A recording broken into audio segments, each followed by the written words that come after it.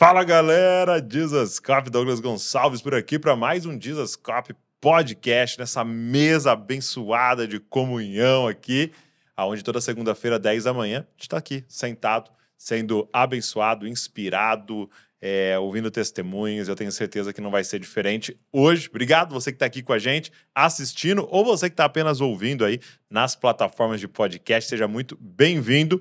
Queria já te pedir, se inscreve aqui no canal para você receber tudo que a gente está produzindo. A gente tem um objetivo aqui, deixar você mais parecido com Jesus. E antes da gente ir para o nosso episódio, eu queria só te indicar uma leitura, né? A gente está gravando isso aqui no começo de 2024 e eu gosto sempre de incentivar muito a galera a estabelecer esse hábito da leitura. Isso é uma missão do Jesuscope, fazer você ler mais. E a gente lançou esse livro que, assim, é leitura obrigatória. Discipulado começa com contemplação. Quando eu li esse livro, eu li ele em inglês, isso foi muito impactante para mim, porque ele carrega exatamente a mensagem do Jesuscope, mas com o assunto do discipulado. Porque ele vai dizer que nós estamos aqui para crescer em semelhança a Jesus. Nós precisamos ser cada dia mais parecidos com Jesus. Mas como se parecer com alguém que você não viu? Então ele começa a falar sobre essa prática do cristão de contemplar a Cristo. E conforme a gente contempla, a gente é transformado à imagem dele. Então, assim, livro maravilhoso para você e também, lógico, para você discipular outras pessoas. Então, vou deixar o link aqui para você pedir. Vamos embora para o episódio de hoje.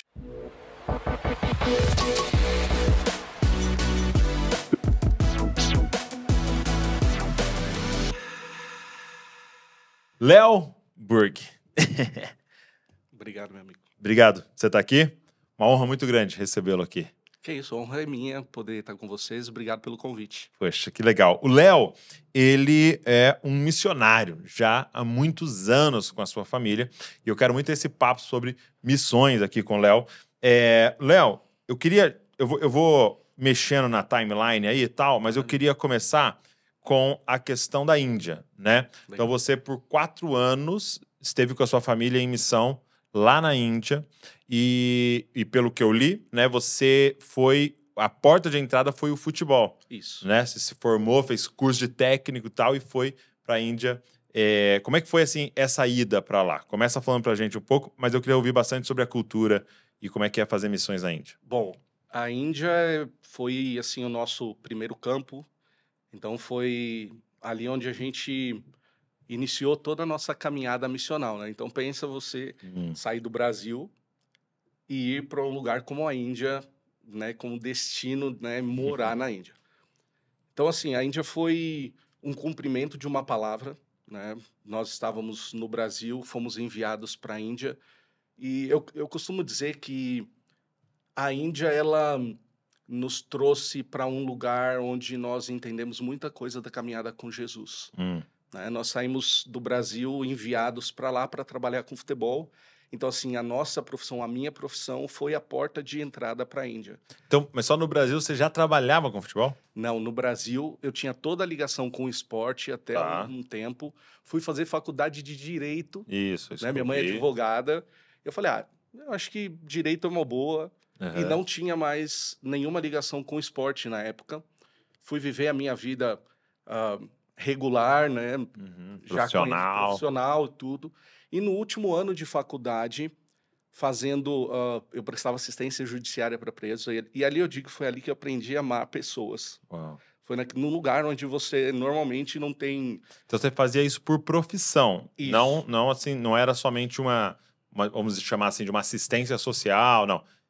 Você tinha como profissão fazer esse trabalho. Da faculdade, último ano de faculdade, nós tínhamos que trabalhar em uma área e a faculdade disponibilizava esse local para nós. Assistência jurídica para os detentos. Então foi ali, nós somos obrigatoriamente... Para formar, né? Para formar, mas foi ali onde eu aprendi a amar pessoas que normalmente a sociedade não ama. Então foi ali a prova de amor a Jesus foi num centro de detenção provisória prestando assistência judiciária. Logo depois, encerrando o ciclo da faculdade, eu lembro que as redes sociais são uma bênção, né? Elas podem te abençoar. Podem ser. Elas podem ser uma bênção, isso. Para mim foi uma bênção. Sei. E eu espero que seja para outros também. E vi uma notícia de que precisavam de pessoas para ir à Índia. E eu lembro que nós fomos fisgados, eu fui fisgado por esse convite para investir recurso. Então, o início da conversa com essa organização na Índia foi porque eu queria investir recursos financeiros. Olha só. Então, assim, eu perguntei, tá, mas e como que é? Eu quero, né, manter financeiramente a missão. E eu lembro que o pastor, ele falou, ó, dá pra gente bater um papo? Uhum. Só que nós já tínhamos palavras do nosso casamento, palavras proféticas do nosso casamento, que indicavam o campo missionário. Só que eu achava que isso ia demorar ainda para acontecer. Só que aconteceu muito rápido, né? Então, assim, quando nós recebemos o convite para assumir essa área, por todo o histórico com o futebol que tinha no passado, nós fomos orar, né, para ver se era o tempo, se era o lugar. Levamos para a liderança da nossa igreja. Na época, nós éramos membros da comunidade de alcance do pastor Luciano Subirá. Uhum. Então, levamos para os nossos líderes de pequeno grupo, de célula, e aí foi subindo, Uhum. leva para o conselho, e depois de 6 meses nós estávamos sendo enviados para a Índia. É mesmo. Foi, Então, o primeiro envio foi pela Alcance. foi pelo alcance. Olha só que legal. Foi pelo alcance. E, assim, aí fui me preparar, foi onde fui estudar toda a questão me preparar, tirar as minhas licenças como treinador, né? Então, é algo que eu acho fundamental. Uma coisa que nós temos como, eu digo como família, é a questão da excelência, né? Uhum. Para aquilo que nós vamos fazer no campo, porque nós estamos sendo enviados por Deus, nós somos chamados, enviados, nós representamos o reino, então a gente tem que fazer bem. E eu lembro Sim. que nós fomos fazer toda a questão das licenças de treinador, aí você vai estudar, só continua estudando até hoje, né? Então essas licenças não param para a gente fazer aquilo que Jesus chamou a gente para fazer com excelência, né? Então E foi foi, que assim, uma porta de entrada, né? Porque Foi. você, com a licença tal, você tem, assim, um aval, uma Isso. autorização para estar lá e portas abertas, né? Para ir, então, poder compartilhar do evangelho também, né? Isso, num país fechado, perseguido. Então lá eu sou o treinador, né? Lá eu era o treinador de futebol, Léo, né? Então, assim, E você foi para treinar que time? Como é que era que funcionava? então, nós fomos plantar um centro de formação de atletas, né? O pessoal fala, é uma escolinha. Não, um centro de formação de atletas. Nós Sim, somos, né? ficou melhor. Porque nós somos... Ali a gente tá... A intenção é de que eles recebessem, né? Tudo que se recebe em qualquer categoria de base dos clubes brasileiros. Então, se vamos fazer o melhor para eles, como faríamos aqui em qualquer lugar do Brasil. Então, aí nós fomos plantar esse centro de formação do zero. Chegamos na Índia com... E onde? Na cidade de Pune. Pune. Isso, Maharashtra, perto de Mumbai. Tá. Mumbai é capital financeira da Índia, né? Então, o mais conhecido da capital é Mumbai. a financeira, né? Financeira. Tem Nova Delhi, Nova no norte, Delhi, que é a capital política. Aham. E nós morávamos cerca de 3 Então horas. seria mais ou menos de Brasília e São Paulo ali. Isso, Entendi. perfeito, perfeito. Então, assim, foi assim que nós chegamos e vamos começar um trabalho, né? Então, futebol e educação, que é a área da minha esposa, sempre foram o norte para nós entrarmos em lugares que normalmente não se entraria, né? Porque, assim, aquilo que nós carregamos como profissão, como ferramenta, nos habilita e nos abre porta em lugares que normalmente nós não iríamos se não tivéssemos essas E isso eu acho ferramentas. muito doido, assim, porque, por exemplo, você pensar, né? O Senhor está me chamando para ser um missionário, o Senhor me deu um destino, começou a falar comigo sobre a Índia e tal. E aí você pensar qual é a coisa mais espiritual que você poderia fazer, né? Ah, um curso de técnico de futebol, né? Uhum. Parece que vai ser, não, vamos jejuar aqui, vamos ler a Bíblia, vamos, né, pedir para o Senhor para nos movermos os dons. E sim, tudo isso, fundamental, lógico. Mas existem outras coisas, né, que o Senhor vai nos guiar a fazer. Eu até brinquei com as pessoas, falei, cara, talvez se o Senhor está te chamando para ser missionário, a coisa mais espiritual que você pode fazer é entrar num curso de inglês. Perfeito. Né? Porque, com certeza, uma das principais questões ao chegar lá se chama língua, né? Sim. E, inclusive, é uma das coisas que já desde antes já nos preparávamos, que é justamente nisso. Ok, o Senhor nos chamou, tudo bem. Quais ferramentas que a gente precisa carregar para esse lugar onde o Senhor está nos chamando? Ou nós vamos chegar de mãos vazias lá?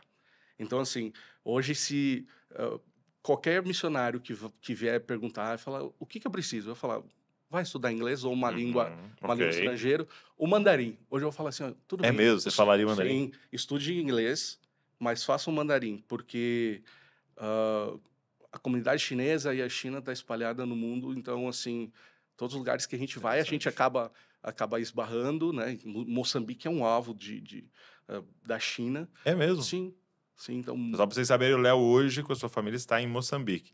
Mas nós vamos chegar lá. Vamos voltar chegar lá. voltar na Índia. Então, a Índia foi esse campo, onde a gente chega num lugar que o que nos habilita, lógico, a questão espiritual, sim, mas essa ferramenta da profissão, né, de ser habilitado para aquilo que nós íamos fazer, nos abriu portas que nós nunca sonhávamos Sim. em poder entrar, né? A questão do governo, né? Falávamos com prefeitura de cidades de milhões de pessoas. Então, isso era muito Agora, fala um pouco interessante. para a gente sobre a Índia, né? Por exemplo, a questão da língua. A gente ouve falar que eles falam várias línguas, né? Sim. Porque, assim, é bem tribal, né? Isso. A Índia, a gente está falando de um país que foi colonizado pela Inglaterra. Então, língua oficial número 1, o inglês. Ok. Então, o indiano médio, ele vai falar pelo menos 3, 4 línguas. É mesmo? Sim, porque ele vai falar a língua materna, que aí é da sua tribo ali. Da sua localidade. Então, ele vai falar o hindi, que é a língua número 1, que é a língua nacional. E cada estado tem um dialeto. Então, por exemplo, no estado onde nós morávamos, se falava o Marathi. Só que era o Marathi, que era a língua do estado, mais a língua da nação, que era o hindi, mais o inglês. E aí, se a família era de uma outra localidade, eles ainda se falavam também a língua da família. Então, assim, mas, são assim, poliglotas. Não é como aqui, alguém em São Paulo e alguém no Nordeste com sotaque. Não. São línguas diferentes. Entendi. Pode comunicar. Há semelhanças, não? Pode comunicar uma coisa ou outra, mas, assim, elas são diferentes. Então, por exemplo, se uma pessoa fala Marathi, ela não fala Gujarati, uma outra língua, que ela é totalmente diferente. Então, alguém falando aquela língua, o cara aqui não entende. Não, ele pode até pesca entender, uma coisa em outra. pescar uma coisa ou outra. Entendi. Então, é um país de diversidade em tudo. Desde das questões culturais, na língua, nas religiões. Então, assim, nós chegamos num país que tinha de tudo em números exacerbados. Eu costumo dizer que quando nós chegamos lá, nós fomos atropelados por um trem a 100 km por hora. É? Sim, porque... Por quê? Você pensa em sair do Brasil, né? A gente, apesar de já ter morado em outros lugares, vivido sempre viajando por aí, a Índia não é como sair daqui para os Estados Unidos ou para outro lugar que você vai rápido. Então, a Índia... A adaptação foi muito brutal. Fala pra gente algumas diferenças culturais assim que são chocantes, que foram desafiadoras. O Brasil, a gente tem a questão das religiões, elas se conversam, você sabe como se portar, mas lá isso é muito estabelecido. Então, por exemplo, homens e mulheres não têm nenhum tipo de contato físico. Por exemplo, eu e minha esposa não dávamos de mão dada, nenhum... Homem e mulher, nem o marido e a esposa. Não, em público não. Em público não. Mas um amigo com outro andava de mão dada. Entendi. Então, essa questão cultural para nós era um pouco chocante, diferente, sim. Porque minha esposa não pode, mas se eu andar com um amigo de mão dada, pode. Então, essa questão era bem diferente, né? Assim, então, a questão da língua já era bem assustadora, né? Porque cada um falando uma coisa e você, poxa, posso falar que sou cristão, não posso falar que sou cristão? E por exemplo, nós íamos... Tem uma situação que é bem interessante na Índia, que você, por exemplo, você vai morar lá, você vai alugar uma casa. Eles vão pedir toda a minha documentação, eles querem saber se eu sou casado, eles querem saber cadê minha esposa. Então, ou seja, não pode morar junto, você tem que ter uma legalização. Isso. Eles não te alugam a casa? Não, se você não provar que você é casado com a sua esposa legalmente, eles não alugam a casa. Então, tem condomínios que não aceitam estrangeiros. Então, essas particularidades foram... Mas a gente começou a aprender a navegar nisso, né? Então, o tempo começou a nos ajudar e ser bom com a gente na questão cultural, porque uma vez que a gente se adaptou, e tem toda a questão espiritual também, que era muito, muito forte, né? São 330 milhões de deuses adorados, né? 330 milhões de deuses. É, Meu Deus. Tem mais deuses lá do que gente no Brasil. sim. Qual é a população da Índia? A Índia é 1,3 bi, né? Eles são o maior hoje? Estão para passar a China. Estão para passar, né? Isso. Entendi. E aí hoje acontece também a mesma coisa que acontece na China. A Índia é um lugar de mão de obra, de produção para o mundo, né? Sim. E tem muito indiano também saindo dali para trabalhar com outras culturas, né? Então, assim, a Índia, ela é alvo das fábricas. Você vê muitas fábricas que chegam para mão de obra, mas uma das coisas que eles se diferenciam é na questão do TI. É, né? Sim, porque a Índia é primeiro, o país com o número 1 de maiores números de PhDs no mundo. É mesmo? Sim, sim. Se investe muito na questão da educação formal, né? Então, assim, você tem um déficit para começar a formar, mas você também tem universidades que formam muita gente, né? Então, o país que forma muita gente atrai, por exemplo, hoje os call centers são... Você vai ligado da América, o call center que vai ter, você vai cair lá, né? Então, assim, tem muita mão de obra. Eu lembro que eu estava nos Estados Unidos uma vez, deu um problema numa passagem aérea, aí acho que era United, não lembro. Aí eu sei que eu liguei de dia, aí eu falando lá, e dava pra ver que era uma americana e tal. E aí não deu certo, aí eu liguei mais tarde, já era começo da noite, aí começou a atender os indianos, assim, você via pelo sotaque, que era uma pessoa, não tinha um sotaque americano. Sim, porque é barato. Sim, e tanto faz onde a pessoa estiver. Isso, eles falam inglês, tem um nível de proficiência ok, então eles são cooptados para trabalhar nesse mercado, né? E a região que você estava, ela tinha uma religião mais específica ali assim, ou não? Isso também varia muito? O hinduísmo e o islamismo muito presente em todas. Tá, os dois. Então, assim, muito forte, né? Então, a gente trabalhava numa região, numa cidade que a gente fala que é o Vale do Silício da Índia, né? Que é Pune. Então, muitas das empresas de tecnologia naquela região, uma cidade é um lugar bem desenvolvido. Isso, bem desenvolvido. Só que, ao mesmo tempo que você tem toda a tecnologia desenvolvendo, você tem pessoas e crianças morrendo de fome. No mesmo lugar ali. No mesmo ambiente. Então, eu lembro que quando nós chegamos, alguns lugares pareciam um cenário de guerra, porque a gente não sabia dizer o que era uma área demolida, o que era um comércio, o que era uma casa, né? Então, assim, até os nossos olhos se acostumarem, isso é uma grande diferença, porque você começa a analisar as coisas com os olhos. A gente queria saber, não sabia ler, só sabia tentar identificar onde eram os lugares, e a gente falava, meu Deus, mas aqui o que caiu uma bomba, tem gente morando aqui, o que é isso daqui? Mas também você tinha lugares absurdo de luxuosos. Então, mas isso se dá por causa da cosmovisão deles em relação à religião? Porque o que a gente ouve é que, por exemplo, o hinduísmo tem questão de castas, né? Justo. E aí a pessoa nasceu ali, ela vai ser aquilo ali para sempre. Então eu não tenho problema dela ser miserável, porque eu nasci aqui e vocês... Justo. Então você não ascende socialmente. Não ascende? Não ascende socialmente. Quando você ascende, é raro acontecer. E se você ascende socialmente de uma casta para outra, é proibido. A lei proíbe, né? Teoricamente é um país democrático, a lei proíbe, mas no frigir dos ovos continua acontecendo. Então, o país é dividido em castas, sim. Então, quem está ali... Então, perdão, a lei proíbe o quê?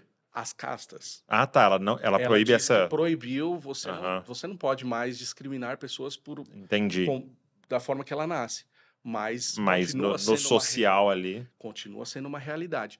Então, tanto que tem muitos casos que aparecem no Ocidente a filha que namora um rapaz de uma casta menor, e aí... trágico, né? As coisas que acontecem porque você está desonrando a família, não aceita, está desonrando a família, e ali desenrola fatos que, assim, não dá nem para falar aqui, né? Por causa dessa questão das castas. Então, quem nasceu como Dalit vai continuar sendo Dalit. E se você for cristão, então, pior ainda. O que é o Dalit, para a pessoa O entender? Dalit, ele é a casta que Menor. eles falam que são dos intocáveis. É a menor casta que tem lá na hierarquia, ele é a menor casta. Então, assim, esse cara é o que vai limpar banheiro, o que vai limpar fossa. Então, se você tem alguém que trabalha com limpeza e é de uma outra casta, o serviço de limpar fossa e latrina vai ser só do Dalit, vai ser só daquela outra casta. Então, assim, por quê? Porque eles podem encostar em qualquer lugar. Então, continua acontecendo. Então, com cristãos também, se ele vai para a escola, religião, cristão, ele vai ser preterido, dependendo da vaga, ele vai ser preterido em relação a outras pessoas, né? Então, assim, outras castas, né? Então, continua acontecendo. Existe, aí agora entrando no cristão, Sim. existe uma perseguição. E qual é o nível dessa perseguição hoje na Índia? Ao Você não é cristão. proibido de ser cristão, mas você não pode fazer proselitismo religioso. Você não pode... É proibido? Proibido. Você evangelizar na rua, estar numa praça, fazer lá... Não. Esquece. É no relacionamento e é aí onde o treinador entrava em ação. Então, o treinador tinha acesso às crianças, às famílias muçulmanas, aos hindus, budistas, de todas as vertentes possíveis. O treinador entrava. Então, assim, tá acontecendo alguma coisa? Tudo bem. Eles não iam procurar um pastor, um missionário, mas o treinador, sim. Então, isso nos dava... Aquilo que nós carregávamos como ferramenta nos deu acesso a lugares que, por exemplo, essa questão das castas e da religião não nos permitiria antes, né? Então, sim, tem uma diferença bem grande. Evangelismo público? Não. Né? Mas a plantação de igreja acontecia e continua acontecendo na Índia. E eu acho que um dos grandes fermentos para o crescimento da igreja, porque aí que tá. As pessoas perguntam, mas a igreja não crescia, então... Não, a igreja cresce assustadoramente nesses lugares. Até mais. Até mais. Por quê? Porque o ambiente perfeito para acontecer era isso. A perseguição era um ambiente perfeito para o crescimento acontecer. Então, assim, o nível da perseguição era... Nós não falávamos que nós éramos cristãos. Então, eu era um treinador de futebol. Só que na igreja, eles sabiam que nós éramos missionários. Né? Então, assim, quando nos reuníamos... as pessoas da igreja, da organização, da missão, todo final de semana nós estávamos numa igreja diferente da qual a organização estava plantando. Então, assim, mas igreja 5, 6 horas de onde nós estávamos.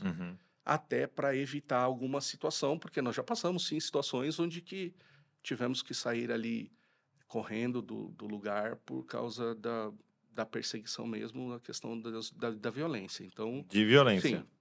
Entendi. Sim. E como é que era a abordagem de vocês, então? Né? Vocês iam ali fazendo um relacionamento através do futebol, e o menino ia ali para ter aula e tal, e aí vocês iam sentindo abertura. Como é que funcionava essa parte de compartilhar o evangelho? Sim, porque, Douglas, se a gente tem o coração, a gente tem tudo. Então, assim, a nossa maior preocupação era de nós termos a confiança deles, a ponto deles abrirem o coração para nós. Então, você já sendo estrangeiro, já tinha um ponto a mais.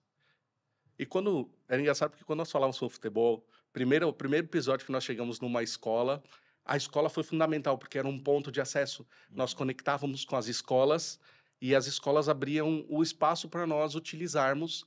Então, a gente chegava nas crianças também junto com a escola. Então, as aulas de futebol eram no espaço da escola. Isso. Então, nós tínhamos 6, assim, em torno de 5 pontos que nós rodávamos na cidade. 4 eram escolas. Mas o primeiro treino que nós fomos dar, de 7 mil alunos que tinha na escola, eles correram todo para o campo. Por quê? Porque tinha brasileiro lá. E eles queriam ver, tocar, querer saber o que estão fazendo aqui e juntar aquele monte de gente, aquele monte de criançada em volta. Por quê? Porque tinha alguém que trabalhava com futebol do Brasil e que estava lá. Isso, nós já tínhamos uma abertura do coração dessas crianças. Então, assim, no dia a dia, a gente sempre trabalhou com princípios. Então, o treino começou, sentávamos, eu falava sobre um princípio, contava fazia um paralelo, contava uma parábola, Uhum. falava sobre situações que ocorreriam dentro do treino, falava sobre perdão, falava sobre misericórdia, falava sobre amor. E nisso eu ia falando sobre Jesus, né? Então, não abertamente, mas falava sobre a vida de Jesus, falava sobre a Bíblia, utilizando parábolas, e as crianças iam ficando interessadas. Por quê? Porque durante o treino, eu parava o treino e falava, lembra que nós falamos sobre perdão? Vocês estão aqui se matando. Uhum. Lembra que nós conversamos? Até um dia que isso vai avançando, eu falo, puxa, alguém tem alguma coisa que você quer compartilhar sobre sua vida, que você quer compartilhar com um grupo, que você está passando uma dificuldade, para a gente orar? Primeiro dia, ninguém compartilhou. Foi? Segundo dia, um levanta a mão. E ali, posso orar por você? Aí você já vai avançando num terreno que ele vai ficando perigoso, mas você tem que avançar. Sim. E vamos avançando. Só que nós tínhamos tanto o coração dessas crianças que elas partiram de um momento que elas estavam orando uns pelos outros. Em nome de Jesus. Em nome de Jesus. Em nome de Jesus. Mas isso é uma construção de longuíssimo prazo, de confiança, a ponto das crianças pedirem, poxa, treinador, meu pai está doente, ora por ele. E aí chega na outra semana, treinador, meu pai está curado. Uau. Aí lá aparece o pai, para querer saber o que aconteceu. Que tipo de oração Que Deus é esse? Que Deus é esse? E é nesse ponto que as coisas começam a mudar. Elas ficam mais perigosas, porque você começa a ficar mais Não exposto. sabe quem é a pessoa Justo. e tal. Mas Deus fez algo na vida dela que nenhum dos milhões de deuses fez. Tinha feito. Então é para isso que a gente vive. É justamente para aproximar o pai dos filhos perdidos.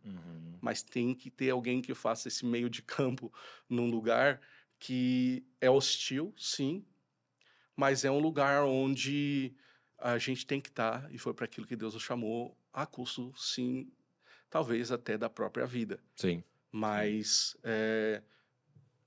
Deus procura os dispostos, né? Então a gente se dispôs, né? Apesar eu creio que Deus ele tem chamado num tempo, sabe, Douglas, dos improváveis e dos anônimos.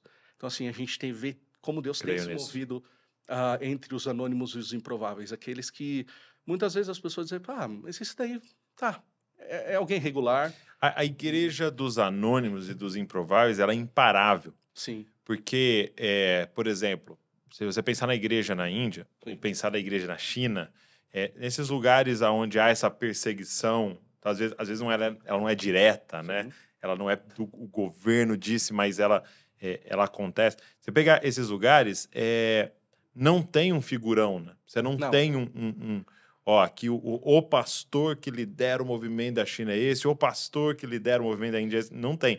Justo. Porque, teoricamente, se você tem, vamos derrubar esse e acabou. Agora, quando você não tem, quando é a igreja dos anônimos, dos improváveis, né?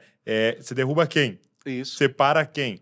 Eu vi uma ilustração muito interessante. Teve um cara que lançou um livro há anos atrás chamado A Aranha e a Estrela do Mar, né?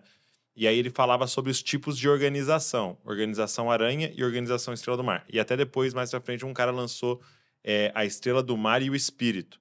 E aí ele pegou essa teoria para aplicar para a igreja, né? Mas a ideia do cara era assim, tem organizações aranha.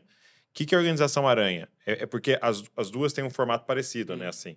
Então, a organização aranha, todo o poder e a autoridade está na cabeça, né? Então, se eu vou lá e esmago a cabeça, pum, matei a aranha, acabou, entendeu? Agora, a Estrela do Mar descobriram algo. Se você corta uma Estrela do Mar, cada pedacinho cresce outra Estrela do Mar. Então não é nem que ela só cresce a perna de volta.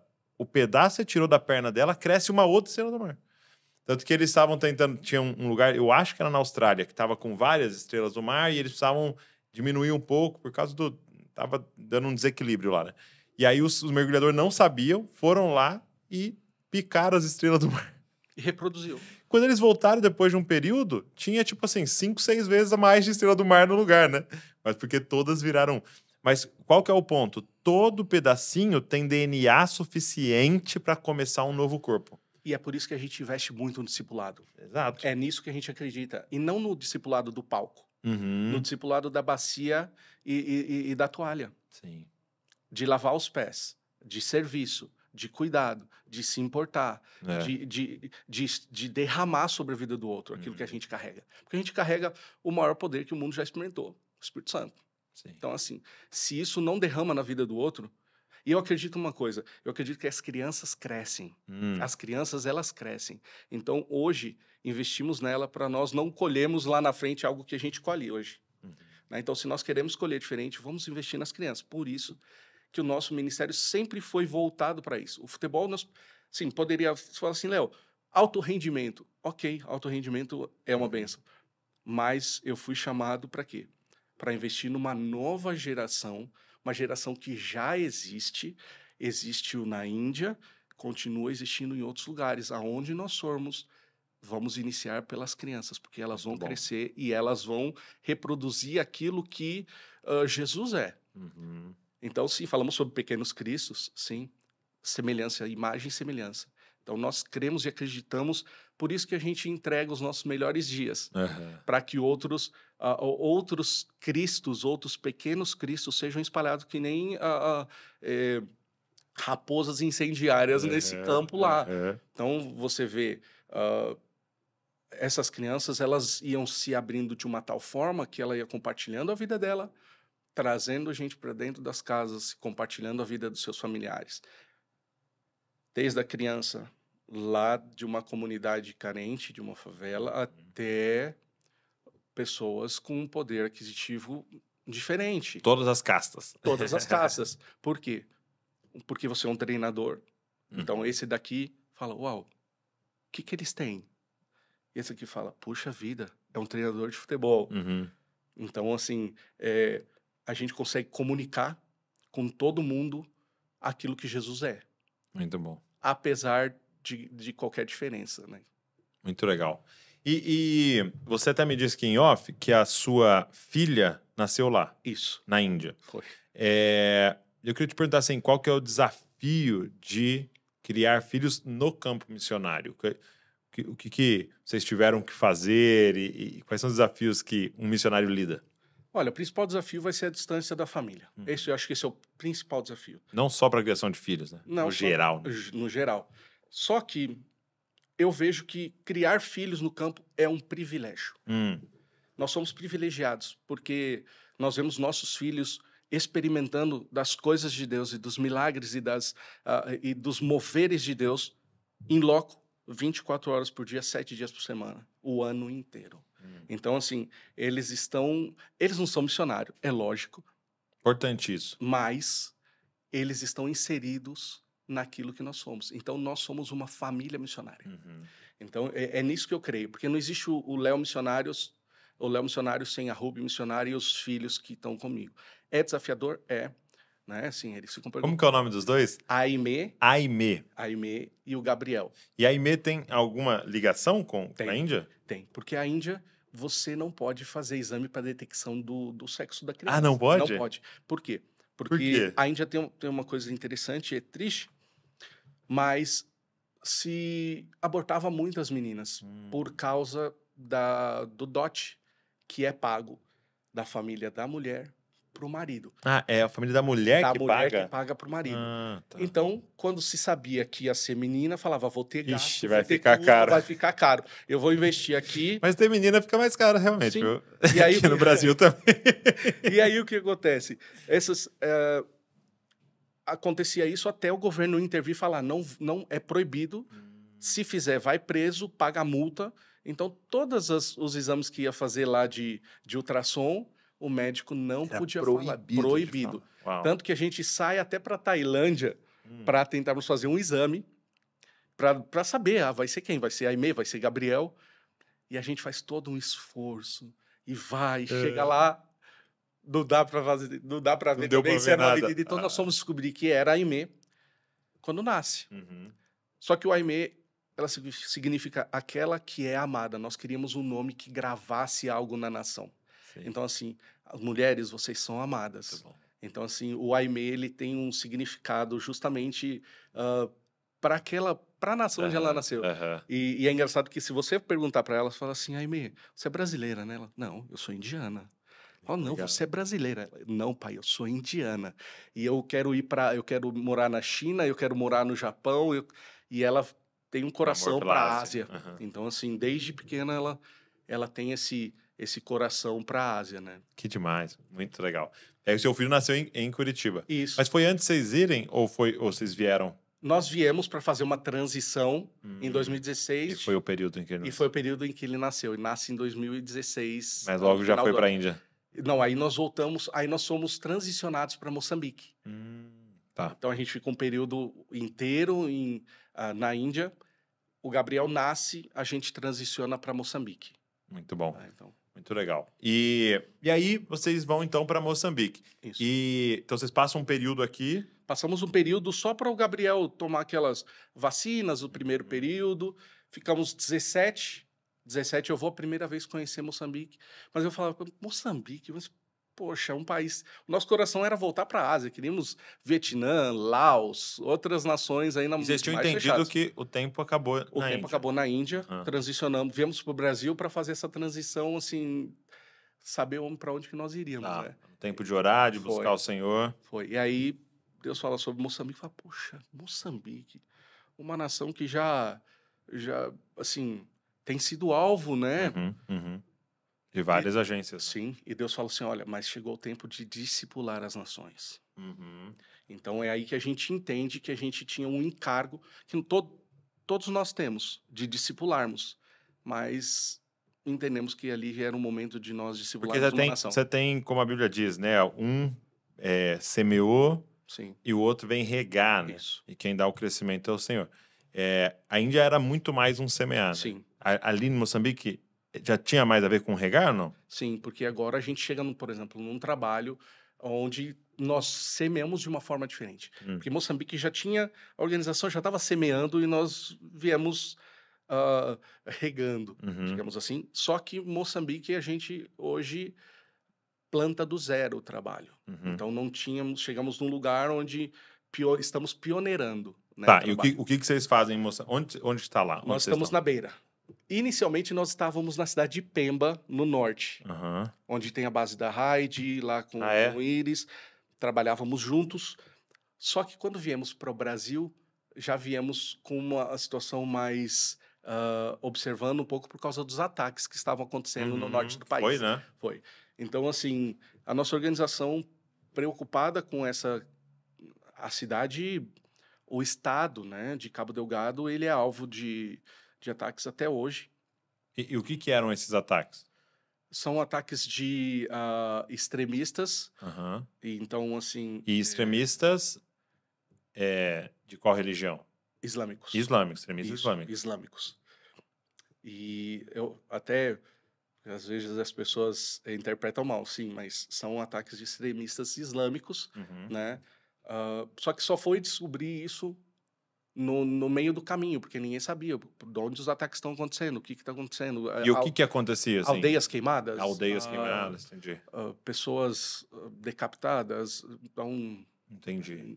Pessoas queimadas dentro das casas. E aí não sabiam quem tinha feito isso. Justo, porque ninguém tinha clamado a autoria dos ataques. Só que isso acontece muito rápido e vai escalando de uma forma até chegar nos noticiários do mundo todo, né, que está ocorrendo esses ataques. E nós estávamos nessa época aqui, em 17, eu estava lá. 18, quando começa a ocorrer mais perto, eu já tinha ido para 3 meses, porque eu fui fazendo um processo diferente da Índia. Né? Então, assim, a gente aprendeu... a Índia foi atropelado pelo trem a 100 km por hora. Aí eu falei, não dá para ser atropelado por um trem a 100 km por hora com 4 pessoas. Também agora vamos melhorar no processo, né? Então, se é para errar, vamos errar erro novo, não erro antigo, né? E foi onde a gente foi fazendo essa transição. Eu fui para 3 meses sozinho, preparei tudo e trouxe a família logo depois.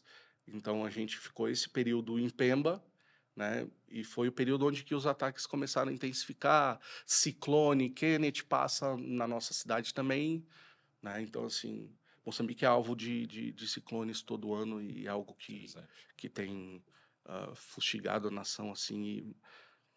Só que Deus usa até essas situações que parecem trágicas para te trazer também para esse lugar, né? Então, assim, eu costumo dizer, as pessoas falam, quando passa o ciclone Kenneth, eu não sei se você soube, porque em 2019 passa o ciclone Idai em Moçambique, na cidade da Beira, mata muita gente, porque não acreditavam que ia passar um ciclone daquele vulto. E nós estávamos chegando no país. Essa transição de Índia para Moçambique, nós não experimentávamos isso na Índia. O nível das dificuldades eram outros, né? Nós tínhamos a questão da perseguição lá na Índia, da questão espiritual. Em Moçambique, a gente não imaginava que as questões também iam ser climáticas, né? Então tem um amigo que fala assim, poxa, Léo, mas você sai da perseguição para ir para o lugar onde passa um monte de ciclone, de guerra. Falei, cada um com as suas peculiaridades, né? Então, assim, Moçambique, ele tem sido, para nós também, isso daí tem sido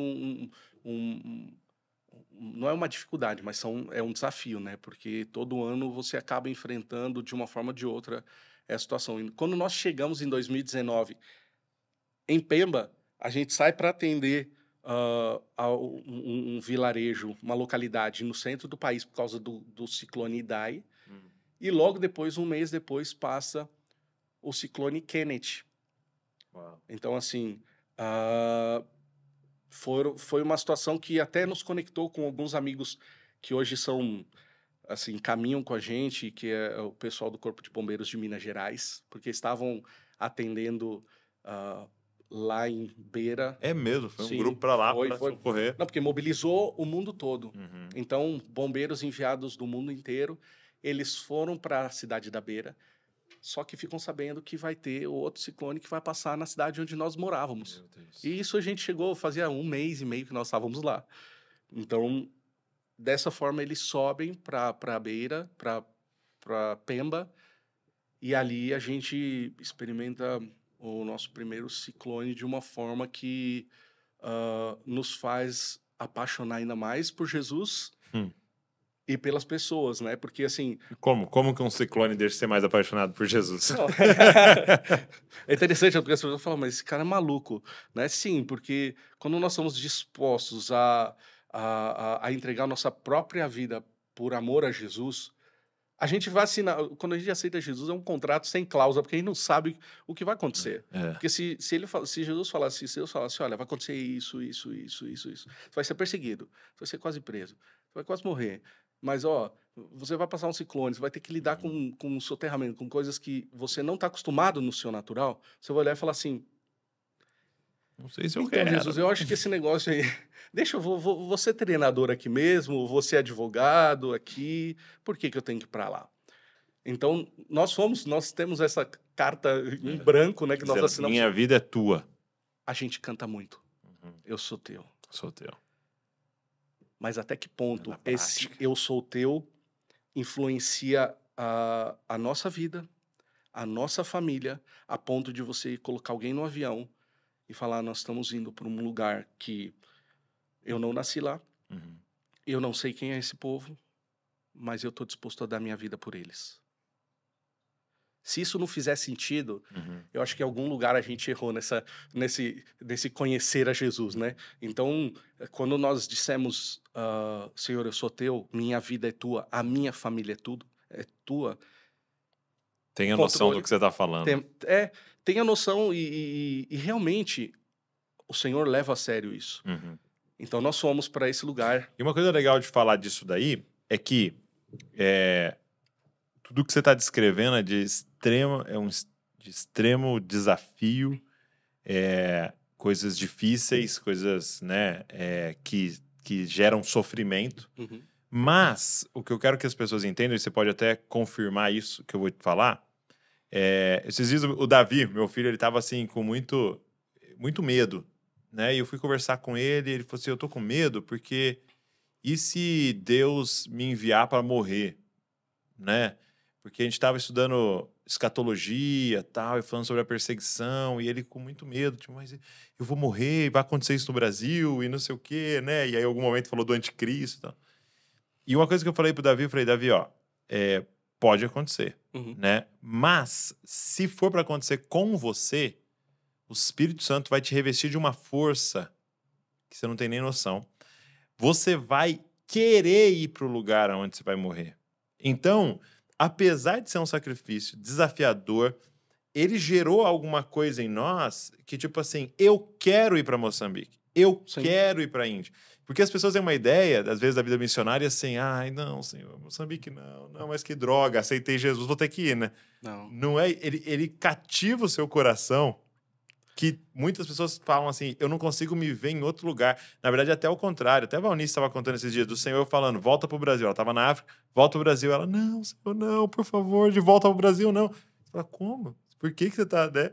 Porque o Senhor cativou o seu coração em relação a um povo, né?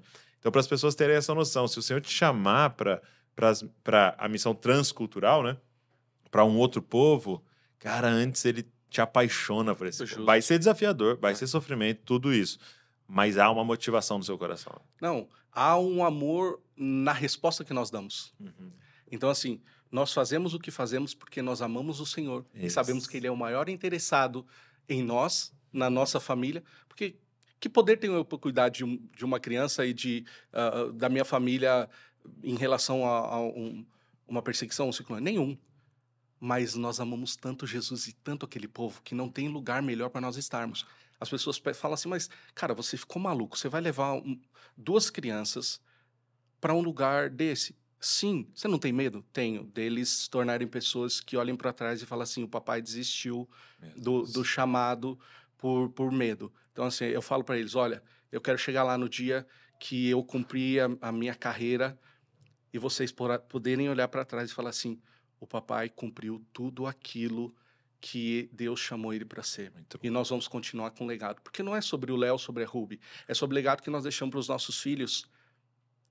É sobre um legado que nós deixamos para as nações através deles.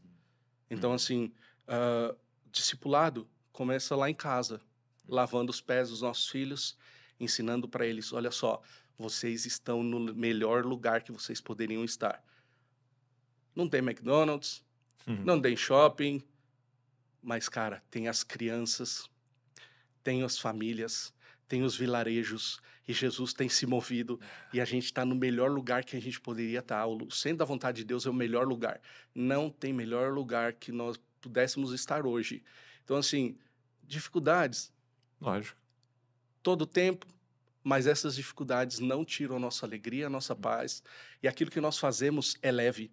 Servir a Jesus nas nações é leve e é um privilégio. Não tem uma dor. Meu Deus, eu tenho que voltar para Moçambique. Não. É engraçado que eu falei para o meu filho assim, eu tô com saudade de casa. Você fala, onde é sua casa? Minha casa onde está minha esposa e meus filhos. Mas nossa casa é em Moçambique. Sim. Então, eu tô com vontade. Eu chego lá, falo, uau, tô Cheguei aqui. em casa. Cheguei em casa. Incrível. Lá é a nossa casa. Sim. Aquele povo é o nosso povo. Aquelas crianças, aquelas famílias se tornam as nossas famílias. Então, assim, o Senhor vai trazendo outras famílias para que nós estejamos juntos. Então, assim, não é pesado. Né? Não tem... Sim, tem sofrimento, tem tudo aquilo que o Senhor falou que, olha, eu vou estar com vocês apesar de tudo. Vocês vão enfrentar perseguição, vocês vão enfrentar... Mas eu vou estar com vocês. E esse é o maior prêmio. Esse é o maior prêmio. Uma coisa que você está falando, nas entrelinhas do que você está falando, é uma visão...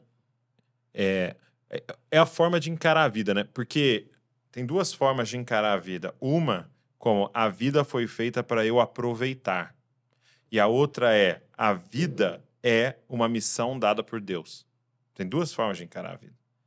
Então, eu hoje ser levado para Moçambique, se eu entendi que a vida é aproveitar, é a pior coisa que pode acontecer, porque eu não vou conseguir aproveitar lá. Tem outros lugares melhores para aproveitar, por isso que eu quero tentar ir para um país super desenvolvido, porque lá eu consigo aproveitar mais, né? E E se a vida é uma missão, então Moçambique pode ser um dos lugares mais incríveis de se estar no planeta hoje.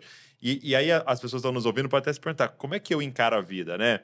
E eu tenho uma pergunta básica. Uma coisa que eu comecei a perceber, eu comecei a ouvir pessoas falando assim, cara, eu não quero ter filhos, porque olha o caos que tá o mundo. Então o que ele está me dizendo? O mundo está indo um caminho tão ruim que os meus filhos não vão conseguir aproveitar, né? Então é melhor não ter filhos. Sendo que a visão bíblica é ao contrário. Cara, esse mundo está tão horrível. Eu precisaria ter uns 10 filhos. Porque eu vou estar entregando 10 missionários para servir esse mundo. Perfeito. Entendeu? Precisava ter mais... O mundo está tão ruim que a gente precisa ter mais filho. Porque é os filhos que a gente sabe como a gente vai formar para servir nesse mundo. Então, é tão desafiador... Porque essa pregação está em todo lugar, né? Às vezes você está até no púlpito, né? Sim. Você está aqui para aproveitar essa vida. Não tenha filhos. Não tenha filhos. Não case. Uhum. Porque tudo isso vai atrapalhar você de aproveitar a vida. Então, às vezes, nós estamos pregando... Eu estou falando em algumas escolas missionárias. E as pessoas falam, eu não quero estudar. Eu não quero casar.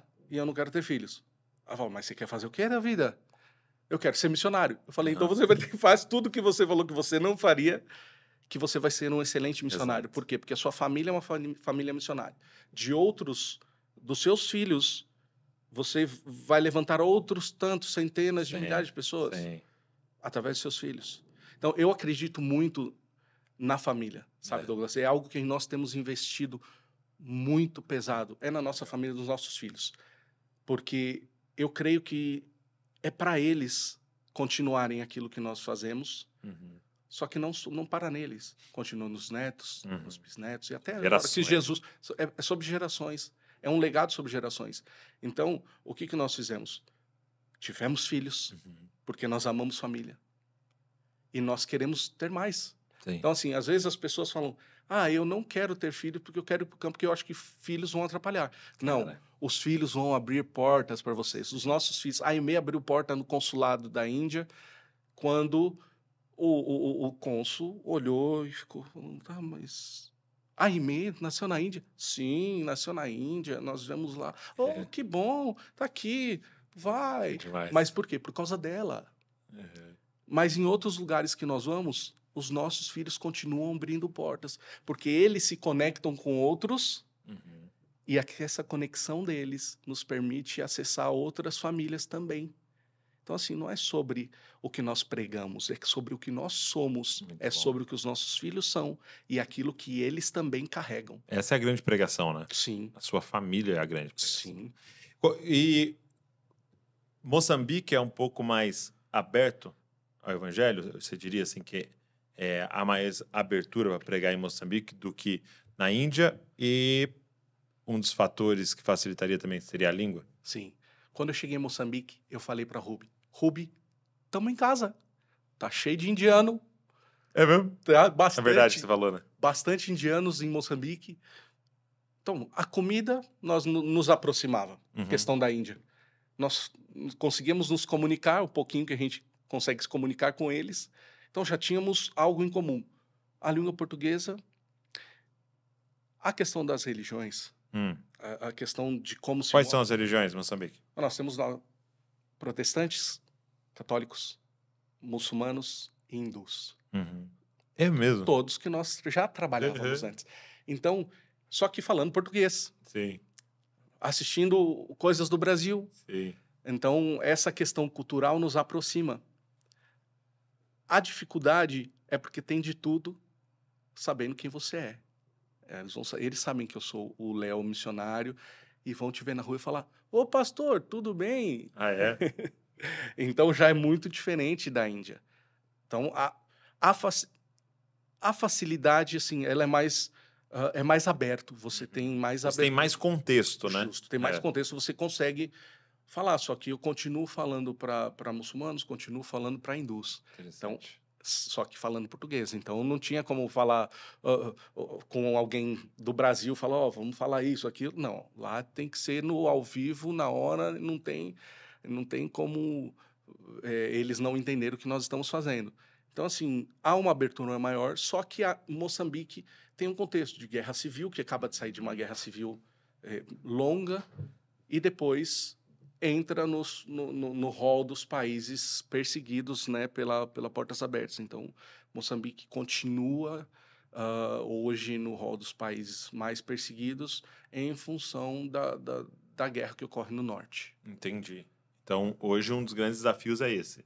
É orar para que isso não se espalhe pelo país. Aonde vocês estão não tem. Entendi. Nós estamos na região central do país, que é uma região que não é tocada por essa guerra que está acontecendo. E o trabalho continua sendo com futebol e mesma coisa? Nas escolas ou lá é diferente? Lá nós trazemos... Porque assim, nós trazemos... Hoje o nosso ponto de contato são as vilas.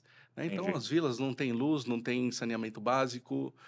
mal e mal tem as casas das crianças que são feitas de barro então assim eles sobrevivem, né? Nós vamos para um contexto de sobrevivência, apesar de Moçambique ser um país rico. O pessoal fala assim, não, como ser um país rico? Sim, é um país rico em natureza, é rico em pedras preciosas, só que é um país que continua sendo explorado. Será que tem muito diamante? Tem. No norte do país. Então, a maior dificuldade eu vejo que é na mente das crianças, das famílias. É de nós trabalharmos aquela questão de Jesus pode mudar a sua vida. Tá, mas olha onde eu vivo. Olha o que eu como. Olha a roupa que eu visto. Como que Jesus vai mudar a minha história? Então, nós começamos sim, sempre com o futebol e com a educação, mas isso vai desenrolando uma série de atividades, o apoio órfãos e viúvas, construções que nós fazemos, reconstruções de casas, de outros equipamentos, né? O discipulado, que é algo que a gente investe muito, né? Então, assim, a questão da educação, nós temos hoje um programa de apadrinhamento escolar, questão de alfabetização e reforço, então vai desdobrando várias ações por causa do futebol. Então, o futebol é só a porta de entrada para, no final, algo a gente... muito maior, né? Muito maior para nós fazermos discípulos. Então, você pergunta, Léo, o que vocês fazem? Fazemos discípulos. E aí, vocês chegam a plantar uma igreja ou vocês têm igrejas que apoiam? Então, a partir do momento que alguma família ali está se entregando a Jesus, ela vai para uma igreja já? Como é que funciona? Nós estamos num local onde tem uma igreja que nós apoiamos. Tá. Então, apoiamos com... cuidado pastoral, cuidado dos líderes. Então, a igreja existe um pastor lá, só que nós cuidamos desse pastor, cuidamos da liderança. Que legal. E naquilo que nós vamos ganhando essas crianças, vamos direcionando por esse local. Legal. E esse local, ele já vem com a questão da educação, porque tem um local onde as crianças estão aprendendo a ler, tem o contraturno, onde elas se alimentam. Então, nós trabalhamos com parceiros, né? Nós acreditamos nas parcerias, porque... ninguém inventou a roda. Tem como fazer tudo, né? E tem gente que já está lá fazendo coisas que podem poupar nossos recursos, podem poupar tempo. Então, ok, vamos colaborar com eles para que eles cresçam e o evangelho cresça também junto. Então, o que nós temos? Nós temos os nossos pães e peixes ali, que a gente contribui e colabora com eles para que a igreja de Moçambique cresça, né? Então, eu não pastoreio diretamente uma igreja. Eu acredito que o pastor moçambicano pode também pastorear e tocar uma igreja e fazer a igreja de Jesus crescer. Muito bom. Agora, duas últimas perguntas que eu faria para você.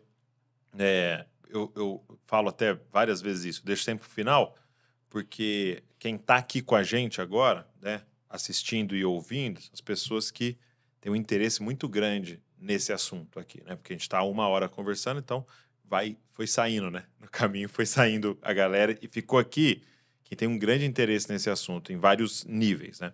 Sim. Então a primeira pergunta é, mais de uma década vocês em missões transculturais. O que para você é a maior dificuldade para um missionário hoje? Né? Na sua experiência, assim. Você vai falar uma ou duas coisas, mas assim, seria o top ali da dificuldade. Eu creio que seria a falta de equilíbrio entre a preparação espiritual, a preparação teológica, missiológica e a preparação de vida. Tá. Então, eu acredito que essa preparação ela tem que ser equilibrada. E o que é a preparação de vida? Bom, para você chegar no campo, você tem uma série de pré-requisitos. Você não vai sair daqui hoje, por exemplo, sem um visto e chegar lá. Então, acredite-se que Ok, comprei uma passagem. Léo, tô chegando aí em Moçambique, você me recebe? Então, tem um processo que precisa ser... E esse processo tem trazido muita gente de volta no campo. Por quê? Porque esse missionário não se preparou aqui. Quando ele chega lá, ele se encontra em determinadas situações de... o banco... Burocráticas mesmo. Burocráticas, Entendi. que são questões burocráticas. Por exemplo, meu cartão foi engolido pela máquina, eu não consigo tirar e agora eu não consigo movimentar dinheiro para cá e eu não tenho ninguém no Brasil que está autorizado por mim, por uma procuração pública, Meu não Deus. consegue mexer no banco. São situações burocráticas e que muitas vezes não se aprendem numa escola de missões, que vão trazer esse cara de volta. Por quê? Porque ele está estressado, porque ele está decepcionado, porque ele achou que as coisas fossem ser mais fáceis. Mas elas são. Se nós nos preparamos. Ele teve uma preparação espiritual. Justo. Ele estudou a religião e tal, e como é que eu vou pregar o evangelho, mas ele não teve essa preparação isso seria a preparação de vida, entendi. Então uma preparação burocrática, uma preparação que vai tocar na administração das coisas, né, na administração do recurso, na administração burocrática da vida do missionário. Então, muito missionário volta porque esbarrou numa barreira que ele poderia ter se preparado antes. Então, isso acontece muito. Isso a gente vê, não é uma vez no ano, nem duas vezes. Geral. São diversas situações que a gente vê. Então, eu acho que a segunda pergunta, minha última pergunta, eu acho que é bem um gancho dessa, então. Para quem está nos ouvindo aqui hoje e entende que o Senhor chamou, em algum momento ele vai para missões ou transculturais mesmo dentro do Brasil, né? Ele sabe que vai chegar um momento, ela sabe que vai chegar um momento que o Senhor vai enviar ela. O que você diria para essa pessoa? Faça uma escola bem fundamentada de missões. Aprenda uma língua ou duas estrangeiras. Se prepare na questão do envio através de uma igreja, seja enviado por uma igreja, né? Sirva a sua igreja local. Invista e ouça outros missionários. Né? Porque eu acho que esse é um dos pontos principais. Você está querendo ir para Moçambique. Sabe quem está lá, ouça quem está lá mais tempo que você, que vai poupar você de sofrer o que ele já sofreu. Então, eu acho que seriam esses os 4 pontos que a sua jornada para o campo seria mais leve e menos turbulenta. Até para a galera que está aqui com a gente, o Maicon Barroco e a Vivian, né, foram missionários mais de uma década no sertão do Brasil e eles hoje estão liderando a Jesus Cop School. Então, primeiro, a Jesus Cop School seria uma ótima opção nessa preparação missionária, né? Mas talvez você assistindo aqui não tenha mais vagas, porque a gente vai começar o ano letivo em fevereiro com o grupo, mas quem sabe em 2025. Mas eles lançaram um curso no Na Mesa sobre isso, sobre a preparação missionária e toda a experiência deles. Então é um curso online que vai ser introdutório, até para você saber, cara, é isso mesmo? É o que eu estou pensando mesmo? Então eu acho que seria bem legal, bem acessível. Eu vou deixar o link para vocês aqui, para você que quiser dar uma olhada lá, porque eu acho que pode te ajudar aí a introduzir esse assunto na sua vida e na sua família, para que você possa estar mais preparado para isso. Agora, para quem gostaria de se envolver um pouco com o que vocês estão fazendo, saber mais, ficar atualizado daquilo que vocês estão fazendo, você e sua família, tem alguma forma? Tem.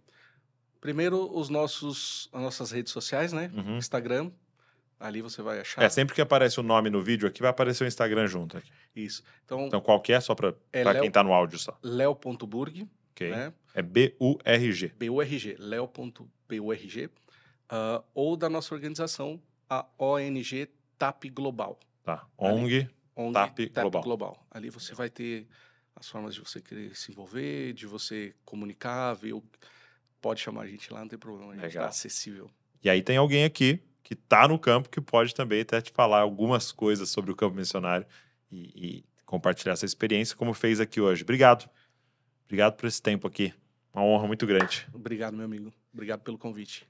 E você que está nos ouvindo, você que está nos assistindo, deixa eu fazer um pedido para você. Pega esse link, sai mandando para todo mundo.